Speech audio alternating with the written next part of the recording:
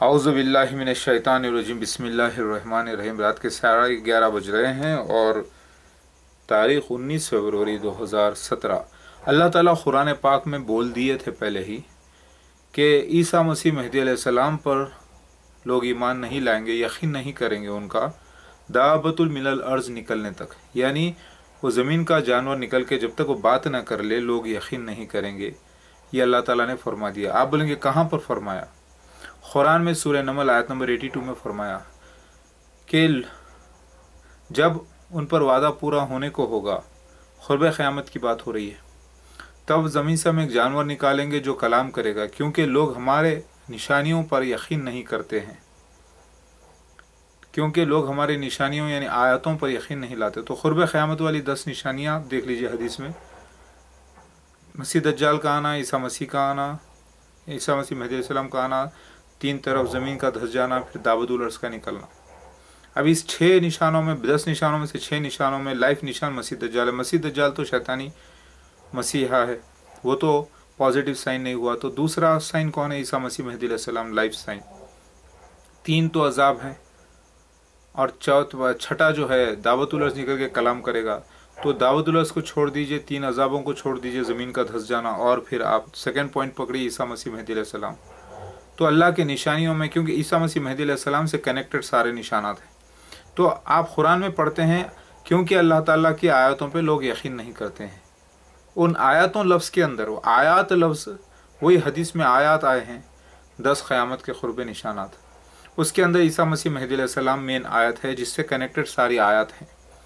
तो आयात लफ्ज़ हालांकि प्लूरल है, यानी एक से ज़्यादा को इशारा करता है, लेकिन वो ईसा मसीह मेहदी अलैहिस्सलाम उसमें लाइफ आयत है, मेन निशान।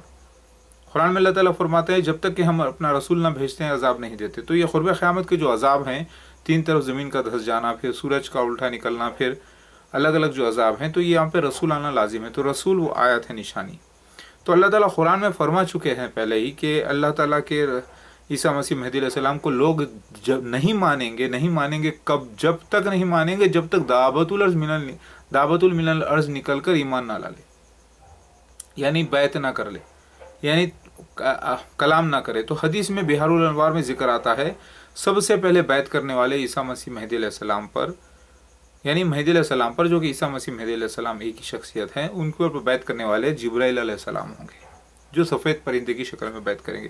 वो सफ़ेद परिंदा निकला मोर, पीकॉक एंजल, यानी जिब्राइल अलैहिस्सलाम मोर का रूप धारण करके बैत करेंगे पहले, यानी गवाही देंगे, साथ हो जाएंगे। मेरी बात समझ में आ रही है? तो अल्लाह ताला कुरान में फरमा चुके थे, हदीस में फरमा चुके। अब जो लोग कह रहे हैं कि नहीं, वो नहीं बोलेंगे, दावा नहीं करेंगे कि लोग उनके ऊपर आके ज़बरदस्ती बैत करेंगे, ये अलग सीन है। घर का घेराव किया जाएगा, घर से बाहर निकाला जाएगा।